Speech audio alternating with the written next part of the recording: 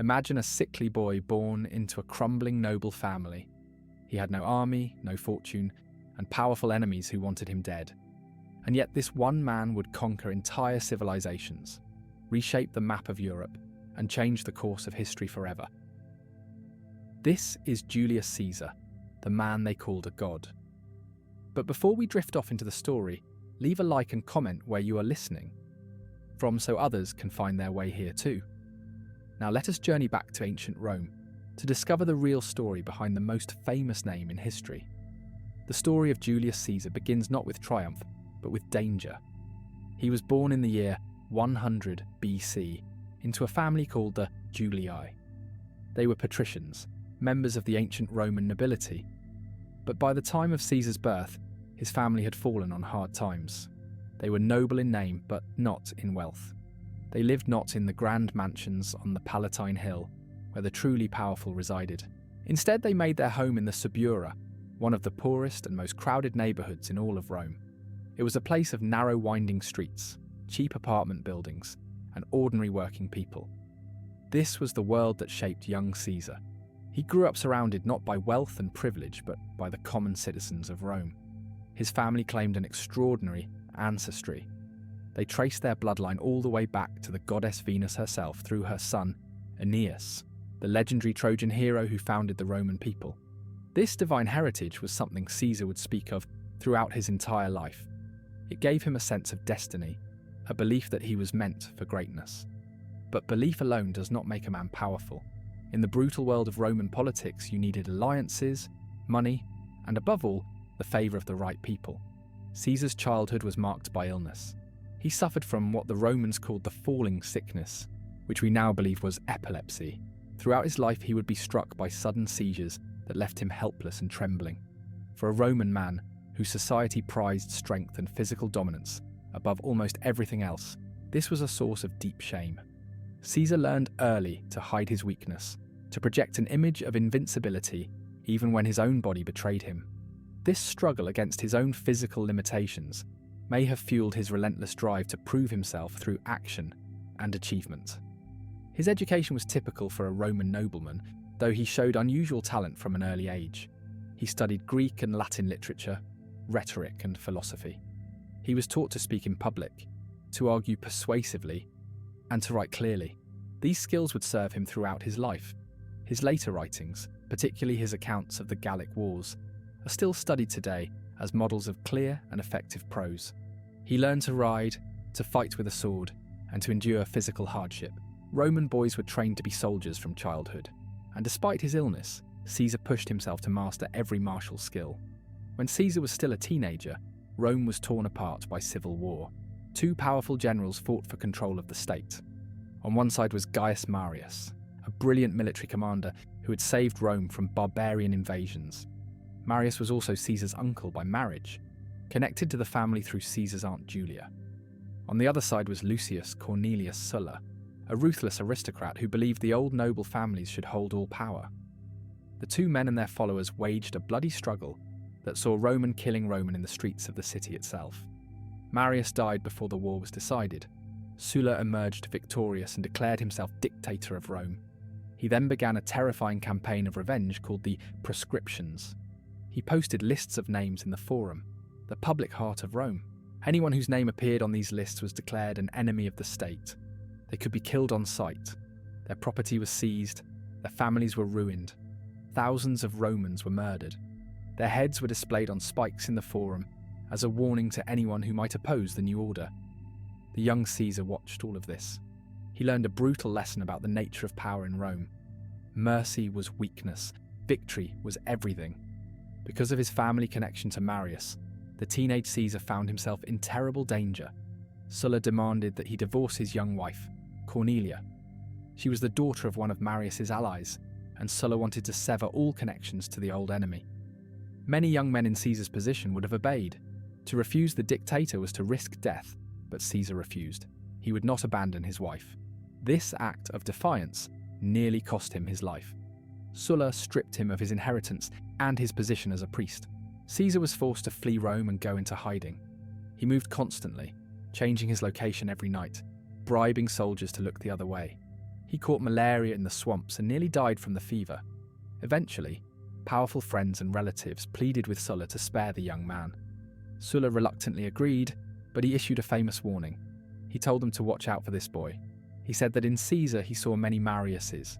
The old dictator recognized something dangerous in the young refugee, a burning ambition that would not be easily extinguished. Sulla was right to be worried. With the threat of immediate death lifted, Caesar left Rome entirely. He travelled east to the province of Asia, which is modern-day Turkey. He joined the staff of a Roman governor and began to learn the practical skills of military command and administration. It was during this time that he experienced one of the most famous adventures of his early life. While sailing across the Aegean Sea, his ship was captured by Cilician pirates. These were not simple thieves. They were organised criminal fleets that terrorised the Mediterranean. They captured wealthy Romans and held them for ransom. The pirates decided to demand a ransom of 20 talents of silver for the young nobleman. A talent was an enormous sum of money, enough to pay a soldier for many years. But Caesar was insulted. He laughed at the pirates and told them they clearly did not know who they had captured. He demanded that they raise the ransom to 50 talents. He told them he was worth far more than their pitiful first offer. The pirates were amused by this arrogant young captive and agreed. While his servants went to gather the ransom money, Caesar spent over a month as a prisoner of the pirates. But he did not behave like a prisoner.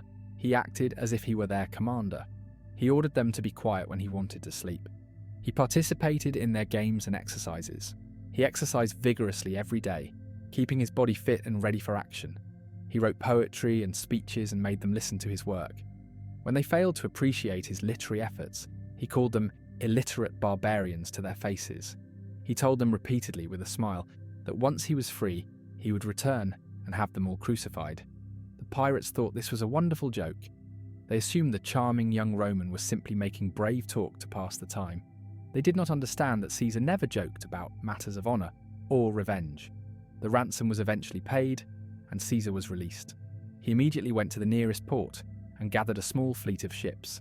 He hired sailors and soldiers with money borrowed from local merchants. He promised them a share of the pirates' treasure. Within days, he sailed back to the pirates' island and captured them completely by surprise. The pirates had not even bothered to move from their anchorage. They could not believe that the young man they had held captive would return so quickly with such force. Caesar recovered his ransom money and took the pirates prisoner. He then had every single one of them crucified, just as he had promised. Some ancient sources say that because they had treated him relatively well during his captivity, he showed them a small mercy. He had their throats cut before they were nailed to the crosses, granting them a quicker death. This story, whether entirely true or embellished by legend, reveals a core truth about Caesar's character. He always kept his word, he never made an idle threat, and he possessed an absolute, unshakable belief in himself. Caesar returned to Rome and began the long, slow climb up the ladder of Roman politics. This ladder was called the cursus honorum, the course of honours. It was a strict sequence of elected offices that any ambitious Roman had to hold before reaching the top. The lowest rung was the quaestor, a financial administrator. Then came the aedile, who managed public buildings and festivals. Above that was the praetor, a kind of judge and military commander, and at the very top were the two consuls, the highest elected officials in the Roman Republic. They served for only 1 year, but during that year, they held supreme executive power. To win elections in Rome, you needed two things above all else. You needed fame, which the Romans called dignitas, and you needed money. Caesar had very little of either when he started, but he was willing to do whatever it took to get them. He borrowed enormous sums of money from wealthy creditors. He spent this borrowed fortune on lavish public spectacles. As a deal, he staged gladiatorial games of unprecedented scale. He brought hundreds of gladiators to fight in the arena. The Roman people had never seen anything like it. The games lasted for days. The gladiators wore silver armour that gleamed in the sun. Wild beasts from Africa were brought in to fight and die for the entertainment of the crowd. He decorated the forum with temporary monuments and artwork. He commissioned elaborate theatrical performances. He distributed free food and wine to the masses. The common people of Rome loved him for these entertainments. They began to see him as their champion, a generous man who cared about their enjoyment. They remembered his name when it was time to vote. They shouted his name in the streets. This was exactly what Caesar wanted. In Roman politics, popularity with the common people was a weapon, a form of power that could protect you from your enemies, among the nobles. But this strategy came with a dangerous price. Caesar accumulated debt so vast that he was said to be the most indebted man in all of Rome. His creditors were patient because they saw his potential. They believed that if he rose high enough, he would pay them back many times over. But if his political career ever stalled, if he ever failed to win the next election, his creditors would destroy him. He would lose everything. This desperate financial situation meant that Caesar could never stop climbing. He could never rest. He had to keep winning, keep advancing, keep accumulating power. Failure was not just a setback, it was annihilation. Every election was life or death. Every political move was a gamble with everything he had. During his rise through the offices of Rome, Caesar became entangled with two other powerful men. The first was Marcus Licinius Crassus, the richest man in Rome. Crassus had made his fortune through real estate and through the brutal suppression of a slave revolt led by the famous gladiator Spartacus. He craved military glory to match his wealth, but he was never quite able to achieve it.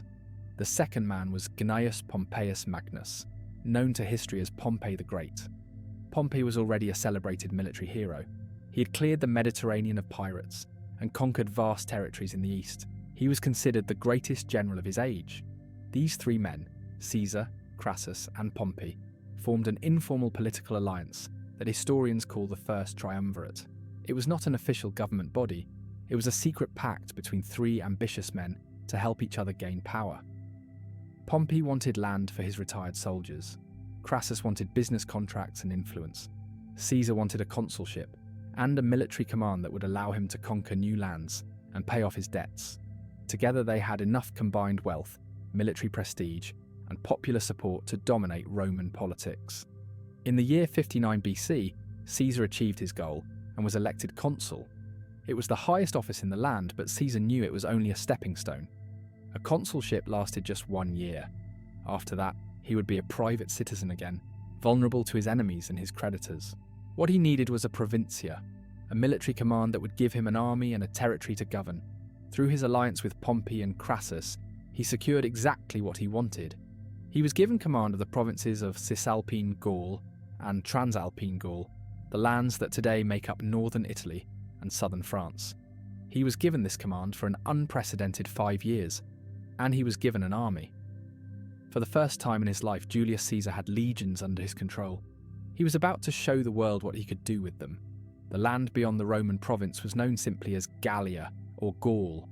It was a vast territory stretching from the Alps to the Atlantic Ocean, from the Pyrenees Mountains to the Rhine River. It was inhabited by dozens of different Celtic tribes. The Romans considered them barbarians. They saw them as fierce warriors, but also as disorganized and primitive, compared to the civilized peoples of the Mediterranean. Caesar saw Gaul as something else entirely. He saw an opportunity for military glory, for wealth, and for the creation of an army that would be loyal to him personally. In the spring of 58 BC, Caesar marched his legions north to meet a migrating tribe called the Helvetii. They were moving through Roman-allied territory, and Caesar declared this to be an act of aggression. In truth, he was looking for any excuse to start a war. He attacked the Helvetii and defeated them in a brutal campaign. He forced the survivors to return to their homeland. But this was only the beginning. Over the next 8 years, Caesar would wage a relentless war of conquest across the entirety of Gaul. He fought dozens of battles against tribes with names like the Belgae, the Nervi, the Venetii, and the Arverni. He faced enemies who vastly outnumbered his own forces. He adapted his tactics to fight in dense forests, across wide rivers, and against fortified hill towns. He built bridges across the Rhine River, an engineering marvel that stunned even his enemies. He crossed the English Channel and invaded Britain twice, bringing Roman soldiers to an island at the very edge of the known world. He did all of this not for the glory of Rome, but for the glory of Caesar. His soldiers worshipped him. Caesar was not like other Roman generals who commanded from the rear and lived in luxury while their men suffered. He marched with his legions. He slept on the ground beside them. He shared their hardships and their dangers. He knew thousands of his soldiers by name.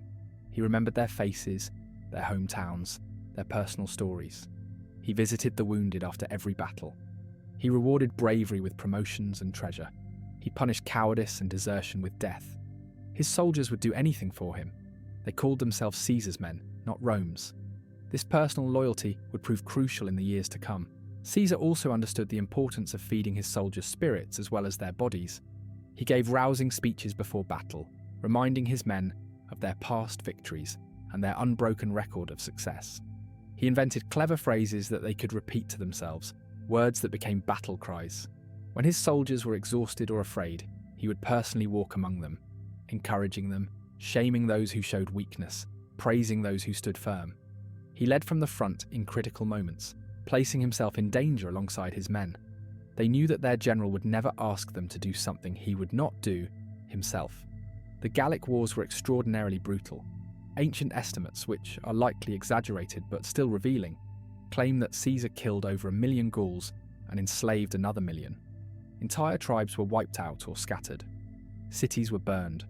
Populations were sold into slavery. The wealth that flowed from these conquests was immense.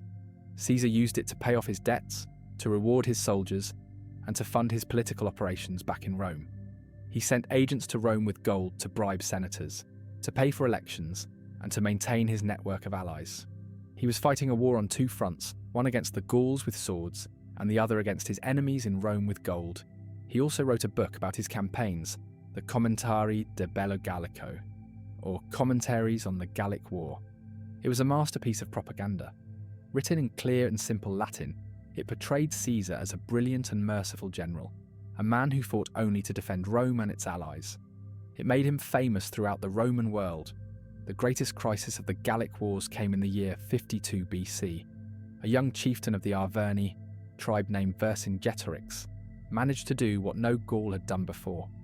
He united most of the Gallic tribes into a single great alliance against Rome. Vercingetorix was a clever and charismatic leader. He understood that the Gauls could not defeat the Roman legions in open battle. Instead, he adopted a strategy of scorched earth. He burned his own crops and villages to deny Caesar supplies. He attacked Roman foraging parties and supply lines.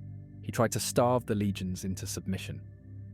Caesar was forced to chase Vercingetorix across Gaul. Eventually, the Gallic leader and his army retreated to a fortified, hilltop town called Alesia. Caesar decided to besiege the town. He ordered his legions to build a massive wall of fortifications, called a circumvallation, completely encircling Alesia. This wall was over 10 miles long and was studded with towers, trenches, and sharpened stakes. But Caesar knew that a Gallic relief army would come to try to break the siege, so he ordered his men to build a second wall facing outward. This was called a contravallation. It was even longer than the first, stretching for over 13 miles. The Roman army was now sandwiched between 2 sets of fortifications, facing enemies on both sides. When the relief army arrived, it was enormous. Ancient sources claim it numbered over 250,000 warriors, though this is certainly an exaggeration.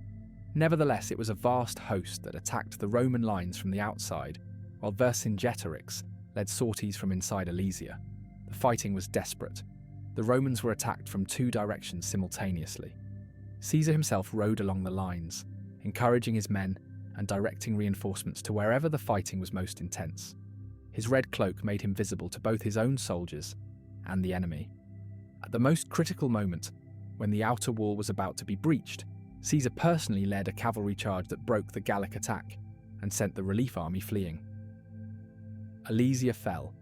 Vercingetorix, knowing that further resistance was hopeless, rode out of the town and surrendered himself to Caesar. According to legend, he threw his weapons at Caesar's feet. He was taken prisoner and sent back to Rome, where he would spend 6 years in a dungeon before being executed as part of Caesar's eventual triumph. The fall of Alesia effectively ended the Gallic Wars. The Great Rebellion was crushed. Gaul was now a Roman province, and Caesar was the most famous and successful general in the world. But while Caesar was winning glory in Gaul, the political situation in Rome was falling apart. Crassus, the 3rd member of the triumvirate, had died in a disastrous military campaign against the Parthian Empire in the east. His army was destroyed, and his head was used as a prop in a theatrical performance at the Parthian court. With Crassus gone, the alliance between Caesar and Pompey began to crumble. They had been bound together by a marriage. Pompey had married Caesar's daughter Julia. But Julia died in childbirth, and with her died the last personal connection between the two men. Pompey, once Caesar's ally, now grew suspicious and jealous of his former partner's success. He began to align himself with the conservative faction in the Senate, the men who had always hated and feared Caesar. These senators, led by men like Cato the Younger and others, saw Caesar as a dangerous tyrant in the making. They were determined to destroy him. Their plan was simple. Once Caesar's command in Gaul expired, he would become a private citizen. As a private citizen, he could be prosecuted for the illegal acts he had committed during his consulship years earlier. If convicted, he would be exiled and ruined. All his conquests, all his glory, would mean nothing. Caesar understood the danger. He asked the Senate for permission to run for consul again while still in Gaul, so that he would never be a private citizen and thus never be vulnerable to prosecution. The Senate, now dominated by his enemies and supported by Pompey, refused. They ordered him to disband his legions and return to Rome alone. To do so would be suicide. Caesar knew that his enemies would never let him survive. In January of the year 49 BC, Caesar and his army stood on the northern bank of a small river called the Rubicon. This river marked the official boundary between the province of Cisalpine Gaul and Italy itself. Roman law was absolutely clear. No general could bring his army across this boundary without permission from the Senate. To do so was an act of war, an act of treason against the Roman state. The Rubicon itself was not much to look at. It was a small stream, easy to wade across. But in that moment, it was the most important boundary in the world. On one side stood a Roman general with his loyal legions. On the other side lay everything he had ever worked for, everything he had ever dreamed of. Caesar stood at the riverbank and considered his options. According to the ancient historians, he hesitated. He discussed the matter with his officers. He walked away and then came back again. He knew that once he crossed, there was no going back. Civil war would be inevitable. He thought of the bloodshed that would follow, the Roman lives that would be lost, the destruction that would sweep across the empire. But he also thought of what would happen if he did not cross. His enemies would destroy him. Everything he had accomplished would be taken away. His name would be erased from history. Then he made his decision. He reportedly said the words "Alea iacta est," meaning the die is cast. Some historians say he quoted a Greek poet. Others say he simply shrugged and said, "Let us go where the gods and the crimes of our enemies call us." Whatever his exact words, the meaning was clear. He had chosen his path. He led his soldiers across the Rubicon and marched toward Rome. The civil war had begun. The news of Caesar's crossing spread through Italy like wildfire. Messengers rode through the night to bring word to Rome. Panic gripped the city. People remembered the civil war of Marius and Sulla, the proscriptions, the heads on spikes in the Forum. They feared the same horrors were about to be repeated. Shops closed, wealthy families packed their valuables and fled south. The Senate met in emergency session, but there was chaos and confusion. No one knew what to do. Pompey and the Senate had not expected Caesar to act so quickly or so boldly. They had assumed he would negotiate, that he would accept some compromise. They had no army in Italy that could stop him. The legions they controlled were scattered across the empire, in Spain, in Greece, in the east. Pompey made the fateful decision to abandon Rome and retreat south, planning to cross the sea to Greece, where he could gather his forces. He told the Senate that those who loved Rome and freedom should follow him. Many did. They loaded their gold and their families onto ships and sailed away. Caesar marched into Rome without a fight.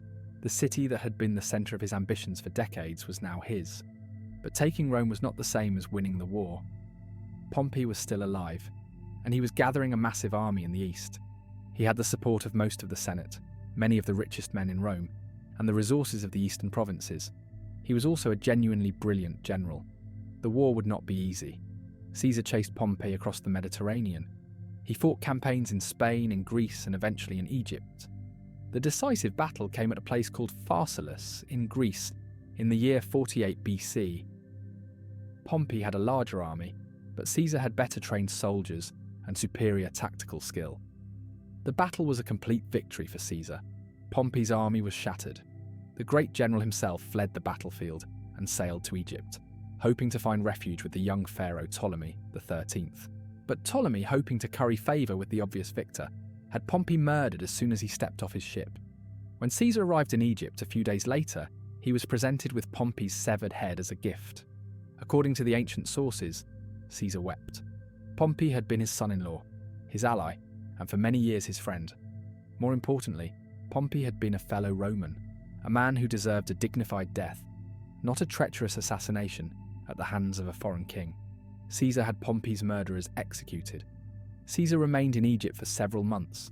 During this time, he became embroiled in a civil war between Ptolemy and his older sister, the famous Cleopatra. Caesar sided with Cleopatra, and together they defeated Ptolemy's forces. Cleopatra became queen of Egypt and Caesar's lover. She would later bear him a son named Caesarion. But Caesar could not stay in Egypt forever. There were still enemies to defeat, a world to conquer. Over the next 2 years, Caesar fought and won campaigns in Asia Minor, North Africa, and Spain. He defeated the last of the Pompeian forces at the Battle of Munda in 45 BC. The civil war was over. Caesar was now the undisputed master of the Roman world. He returned to Rome and was granted extraordinary powers. He was named Dictator Perpetuo, dictator in perpetuity. He held the office of consul. He controlled the armies. He dominated the Senate. In all but name, he was a king. Caesar used his power to launch an ambitious program of reforms. He expanded Roman citizenship to people in the provinces, giving rights and protections to millions who had previously been considered mere subjects. He founded new colonies for retired soldiers and the poor of Rome, settling families in North Africa, Spain and Gaul, on land that would become thriving new cities. He reformed the calendar, creating a new system based on the solar year that we still use in modified form today. It was called the Julian calendar. The old Roman calendar had become hopelessly confused, with months drifting out of alignment with the seasons. Caesar consulted with astronomers from Egypt to create a new system with 365 days and a leap year every 4 years. This calendar would be used by the Western world for over 1,500 years. He planned vast public works, including a new forum, libraries, and temples. He dreamed of building a canal through the Isthmus of Corinth in Greece and another to drain the marshes around Rome. He reformed the grain distribution system that fed the poor of Rome, cutting the number of recipients but making the system more efficient and sustainable. He passed laws to reduce traffic congestion in Rome's narrow streets. He required wealthy landowners to employ free citizens rather than slaves on their farms, hoping to reduce unemployment. He filled the Senate with new members, including men from the provinces and former enemies he had pardoned. He reformed the courts and the tax system. He seemed to have a plan for everything. He even planned new military campaigns, a great war against the Parthian Empire, to avenge the death of Crassus. He gathered legions and supplies. He studied the routes and the enemy. He dreamed of matching the conquests of Alexander the Great, of marching to the very ends of the earth. Had he lived, he might have changed the map of the ancient world even more dramatically than he already had. But many Romans were deeply troubled by what they saw. The Republic, with all its traditions of shared power and elected officials, seemed to be dead. One man now held all the power. Caesar did little to calm these fears. He dressed in the purple robes of the ancient kings. He had his image placed on coins, a privilege never before granted to a living Roman. He accepted divine honours. A cult was established to worship his genius, his divine spirit. Statues of him were placed in temples alongside the gods. A group of senators, some of the men Caesar had pardoned and promoted, began to plot his death. They called themselves the Liberators. They believed they were saving the Republic from tyranny. The leaders of the conspiracy were Gaius Cassius Longinus and Marcus Junius Brutus. Brutus was particularly significant. He was a man Caesar loved, almost like a son. Caesar had pardoned him after the civil war and showed him great favour. The conspirators believed that Brutus's involvement would give their act legitimacy. It would show that even those closest to Caesar recognised that he had become a tyrant. The conspirators decided to act on the 15th of March, a date known as the Ides of March, in the year 44 BC. A meeting of the Senate was scheduled to be held that day in a hall attached to the theatre of Pompey. It was a fitting location. They would kill Caesar in the shadow of his old rival's monument. On the morning of the Ides, Caesar almost did not go to the Senate. His wife Calpurnia had suffered terrible nightmares the night before. She dreamed of his death and begged him to stay home. She had seen in her dream the roof of their house collapsing. She had seen Caesar bleeding in her arms. She wept and clung to him and implored him not to leave. Caesar himself was not feeling well. His body ached, his mind was troubled. He considered cancelling his appearance. There were other omens too, or so the ancient writers tell us. A soothsayer had warned him to beware the Ides of March weeks before. Animals sacrificed that morning showed unfavourable signs, their entrails predicting disaster. Strange lights were seen in the sky, but Caesar was a man who had defied fate his entire life. He did not believe that the gods would strike him down now, at the height of his power. But one of the conspirators, a man named Decimus Brutus, arrived at his house and persuaded him to go. Decimus was a man Caesar trusted completely. He had served under Caesar in Gaul. He had commanded fleets and armies in Caesar's name. He was considered almost a son. Decimus told Caesar that the Senate had important business and that it would look weak if he stayed home because of a woman's bad dreams. He laughed at the omens and made light of the warnings. Caesar, trusting his friend, agreed to go. Caesar went to the Senate. He was carried through the streets in a litter, surrounded by the usual crowd of petitioners and supporters. As he passed through the forum, someone thrust a scroll into his hand, a warning about the plot. Caesar took it but did not read it. He tucked it among his other papers, planning to look at it later. He would never get the chance. As he took his seat, the conspirators gathered around him. They pretended to present a petition. Then at a signal, they drew the daggers they had hidden in their togas and attacked. Caesar tried to fight back.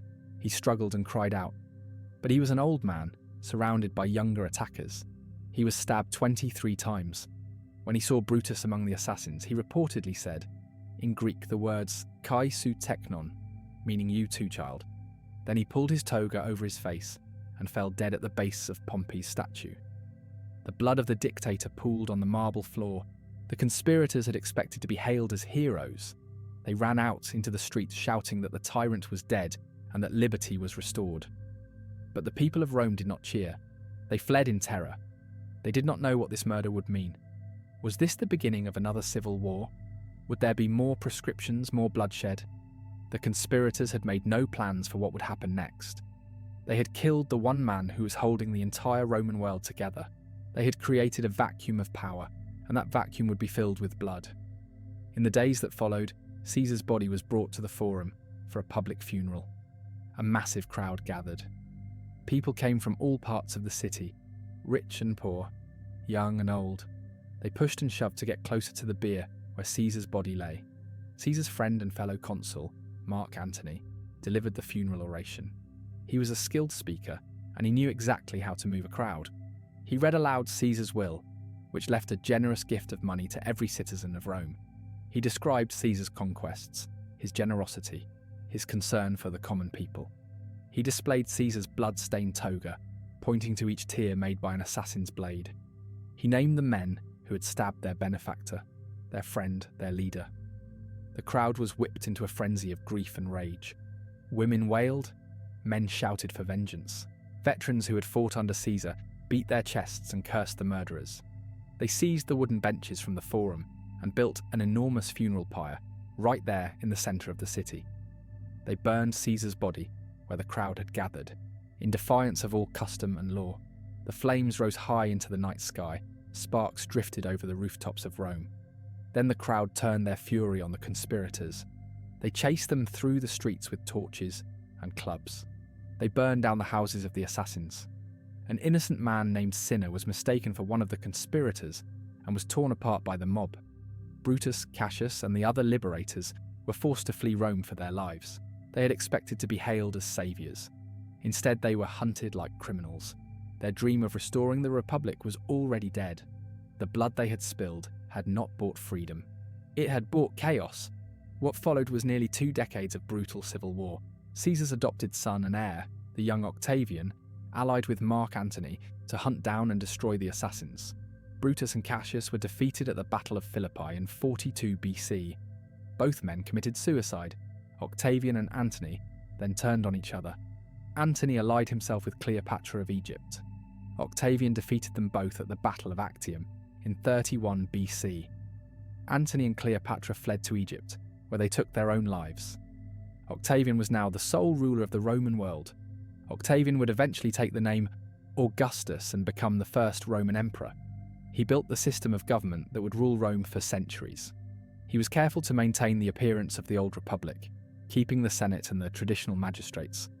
But everyone knew the truth. Power rested with one man. The republic that the assassins had killed Caesar to save was gone forever. In a bitter irony, the murder of Caesar had not prevented the end of the republic. It had guaranteed it. By removing the one man who might have found a way to balance his own power with the old traditions, the conspirators had unleashed a chaos that could only be ended by an even more absolute form of one-man rule. Julius Caesar was deified after his death. He became Divus Julius, the divine Julius. A temple was built in his honour in the Roman Forum on the very spot where his body had been burned. A comet that appeared shortly after his death was said to be his soul ascending to heaven. His name became a title. The word Caesar became synonymous with supreme power. It is the origin of the German word Kaiser and the Russian word Tsar. For 2,000 years, rulers across Europe would claim their authority by invoking his name. But the legacy of Julius Caesar goes far beyond titles and names. He fundamentally changed the course of Western history. His conquest of Gaul brought Roman civilization to a vast territory that would eventually become France, Belgium, and parts of Germany and Switzerland. The Latin language that his legions spread would evolve into the Romance languages: French, Spanish, Italian, Portuguese, and Romanian. The legal and administrative systems he helped develop influenced the laws of nations for centuries. The calendar he reformed still marks our days. He was a man of contradictions. He was capable of great cruelty and great mercy. He slaughtered entire populations in Gaul, but pardoned his enemies in the Civil War. He was a man of the people who was distrusted by the aristocracy. He was a brilliant writer and a devastating general. He was a politician of extraordinary cunning and a leader who inspired fanatical loyalty in his soldiers. He was murdered by men who called themselves liberators, but whose act led directly to the end of liberty in Rome. He was also a man of tremendous personal charm. Those who met him spoke of his wit, his energy, his ability to make anyone feel important. He could be generous to a fault, forgiving men who had fought against him and promoting them to high office. He could also be utterly ruthless, ordering mass executions without a moment's hesitation when he judged it necessary. He loved women and was loved by them in return. His affair with Cleopatra scandalized Rome but also fascinated it. He was vain about his appearance, but particularly his baldness, which he tried to conceal by combing his thinning hair forward. He wore the laurel wreath as often as possible because it covered his bald head. He was endlessly curious, interested in everything from astronomy to architecture to linguistics. He was a man of endless contradictions, which is perhaps why he remains so fascinating after 2,000 years. To walk through Rome today is to walk in his shadow. You can see the ruins of his forum. You can stand on the spot where he was burned. You can look at statues that bear his face. His story has been told and retold for over 2,000 years, in plays and books and films. He is perhaps the most famous person in all of human history. A man who was born into a fading noble family in a crowded slum rose to become the master of the known world. He was killed by men who feared his power, but his name became eternal. The sickly boy from the Subura had conquered not just Gaul, not just Rome, but time itself. In the end, Julius Caesar's greatest legacy may be the very idea of individual greatness. He showed that one person, through talent and ambition and sheer force of will, could change the world. He proved that destiny was not fixed, that a man could make himself into something more than his birth had promised. His life was a drama of triumph and tragedy, of soaring achievement and bloody downfall. It is a story that still resonates today, a reminder that history is made by people who refuse to accept the limits that others place upon them. The man they called a god was, in the end, merely human. He had flaws and weaknesses. He made mistakes. He trusted men who would betray him.